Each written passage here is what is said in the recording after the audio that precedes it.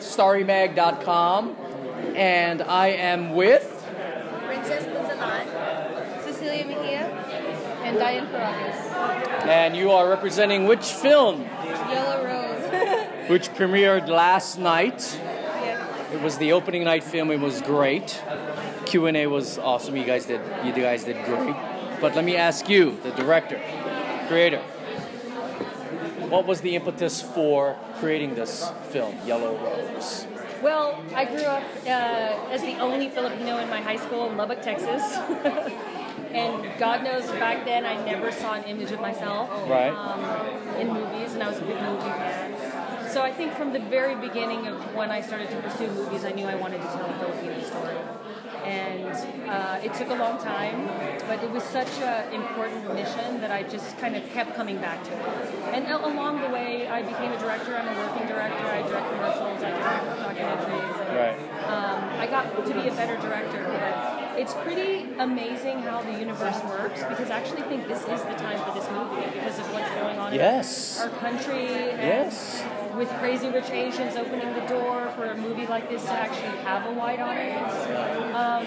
And, you know, I just think so many things kind of came together. So I believe in that. The universe kind of said, this is your time. It was amazing that this was 15 years in the making, right? Yes. It was amazing that I think it took that long to get done, but the timing was perfect because of what's happening in the world, you know. And I know you, Princess, waited, 5 years before it actually got shot, right? You said yes about 5 years ago, and you just stayed on. I just stayed on, and we just kept emailing each other.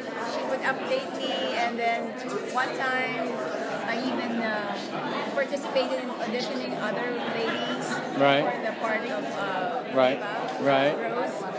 And I was just very supportive because I believed in the project. Yeah. I wanted people to see this on the big screen. Yeah. That's awesome. You did a fantastic job.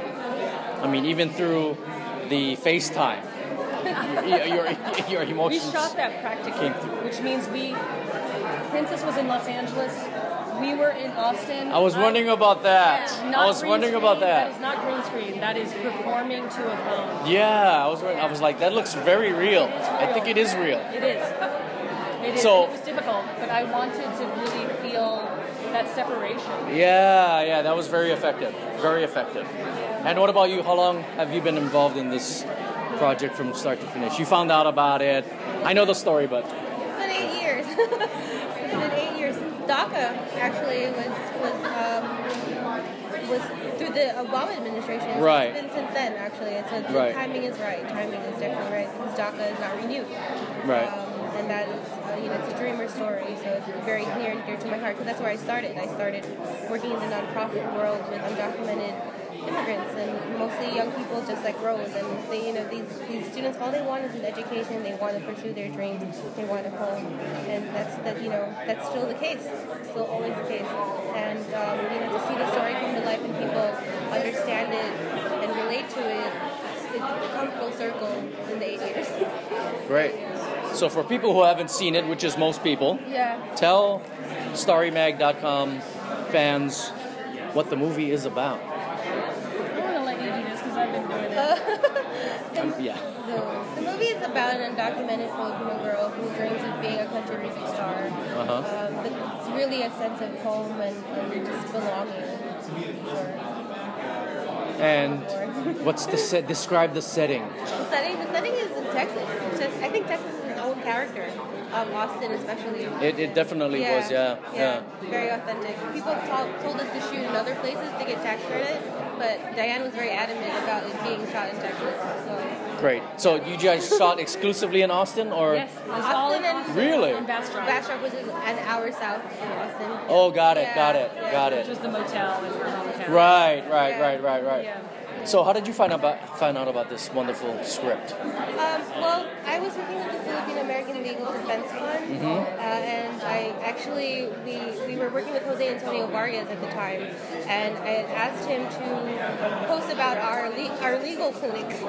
And I think Diane had seen that post and called our office and said, I want to come in and talk to you guys because I'm doing research for a movie that I'm writing.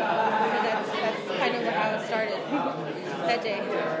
Wow, that's amazing. Yeah. And for you, Princess, did you know that it would take 5 years from when you said yes till? No, I had no idea, but because the premise of the movie was so good, and I knew not just me, but a lot of other people would be able to relate with the story. Mm-hmm. Like people who are trying to find a better life. Yeah.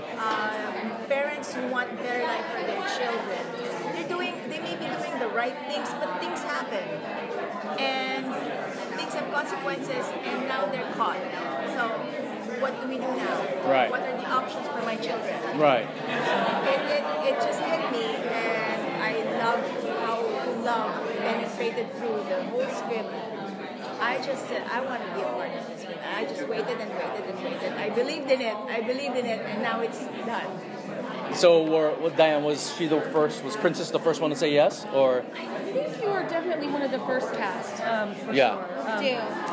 Dale, Dale, of course, yeah. And then Princess, but not to embarrass her, but just Princess had such an authentic style of acting, I wanted someone, in the Filipino tradition of acting, it tends to be much more melodramatic, and Princess was able to take just a much more humanistic. She was in an amazing film called Johnny Loves Dolores, which I saw, and then when I met her, I think she brings a certain dignity and grace to a character that is,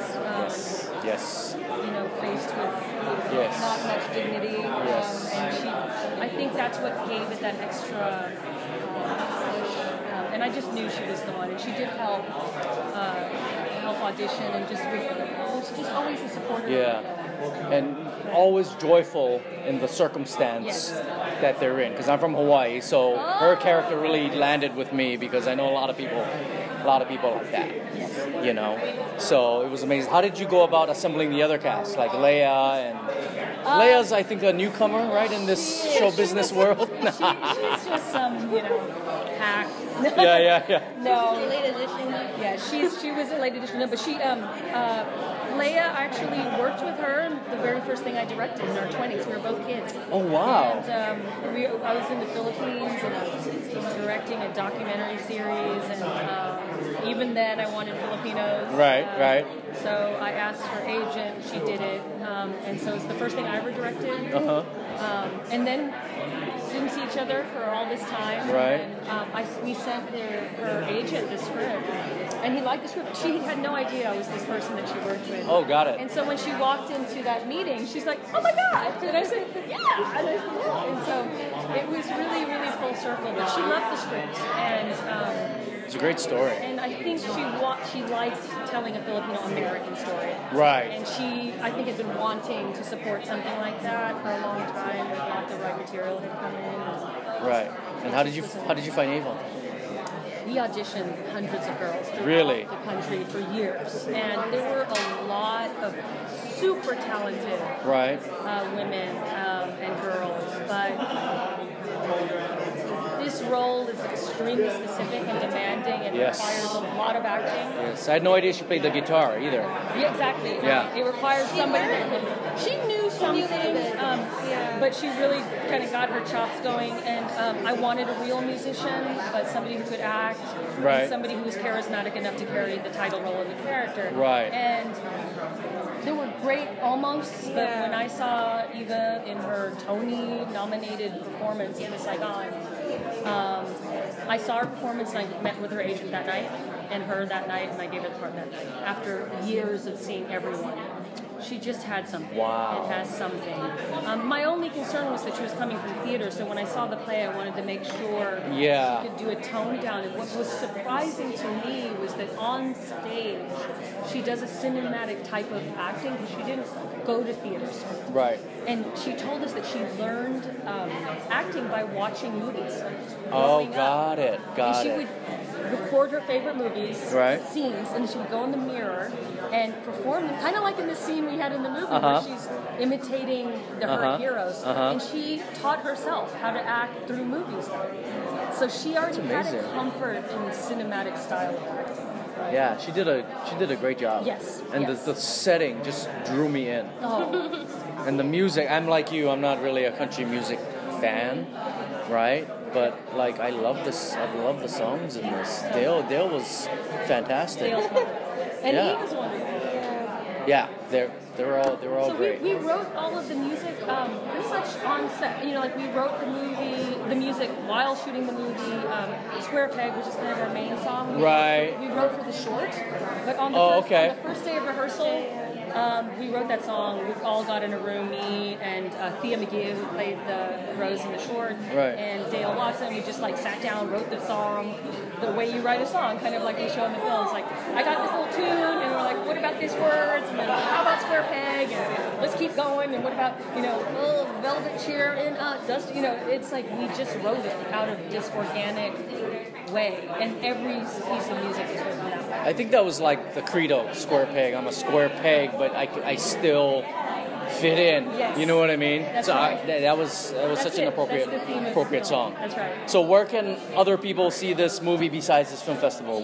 What's going to happen to it next? We are playing the festival circuit, so we'll be at Bentonville in narrative competition next week, and then at Campus we're the Centerpiece Gala. May 11th. But we're an independent film, and our goal is to get the widest possible distribution.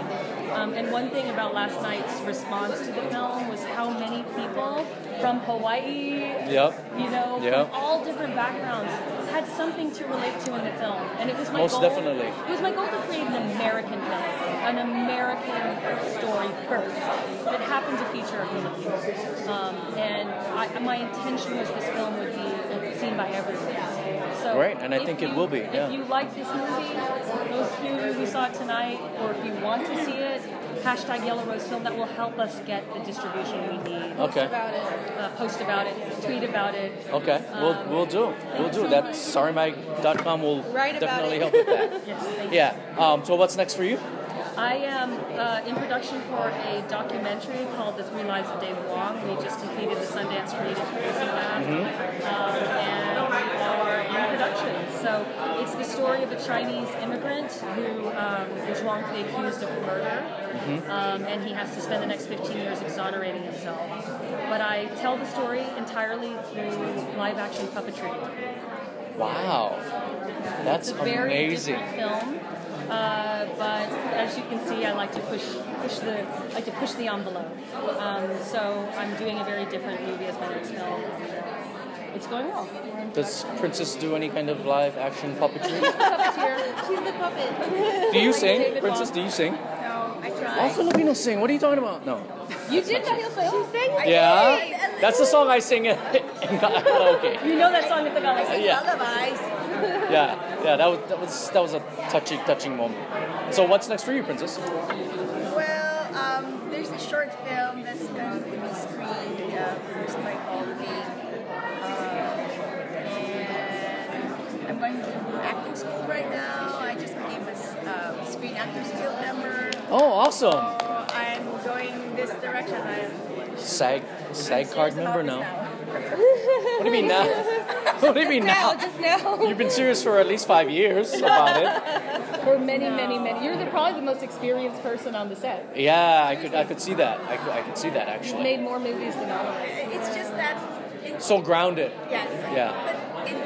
But my story is in 2005 when I moved to America. In my mind, I put away the acting behind me already. Right. I was concentrated on my marriage, family, being a normal person in America. But then every now and then when I would feel like, I want to act, I would go back to the Philippines and act.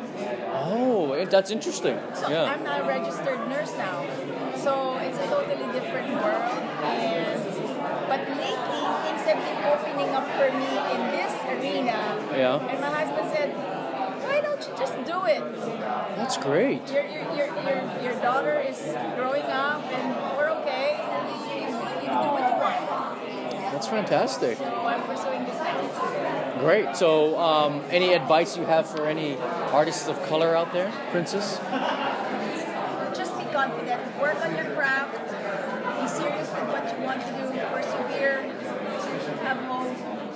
Try to broaden your horizon. Make friends. Be patient. Be patient, right?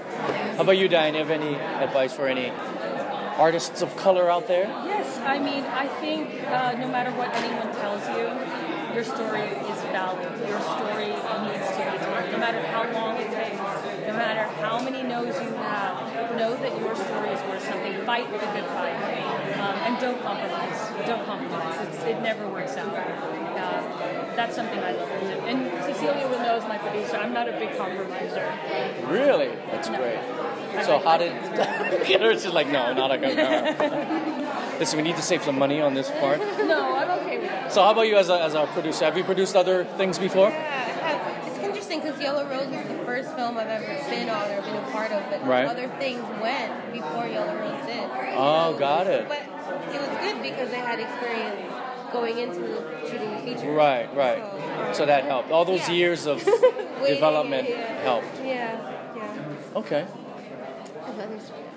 Awesome. Thank you very much. I'll be seeing you on Friday for the closing night movie.